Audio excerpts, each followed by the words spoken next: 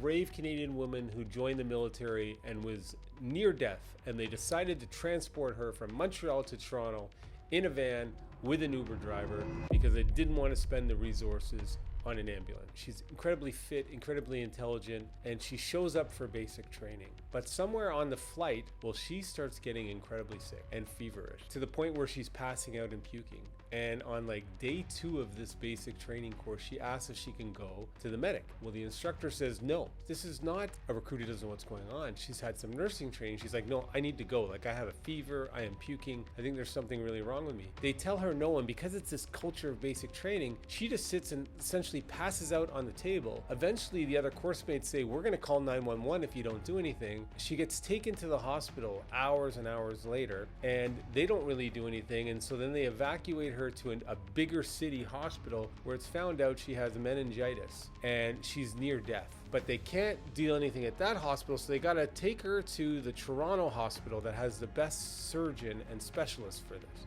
Do they fly her there? Do they send her on an ambulance? No. They get a minivan Uber driver to take this young woman who's near death to a 5-hour drive to Sinai Hospital in Toronto. The staff there can't believe how she arrived there. They barely save her life. And then they have the audacity, the military, to say, we don't think you should be compensated for this near-death experience. She now can't complete her training. She's so screwed up her body because of what happened. Nobody wants to take accountability, and this bright young female superstar who puts her trust in the military gets completely screwed over, and they think it's appropriate to send her from Montreal to Toronto in a van with an Uber driver when she's in critical condition.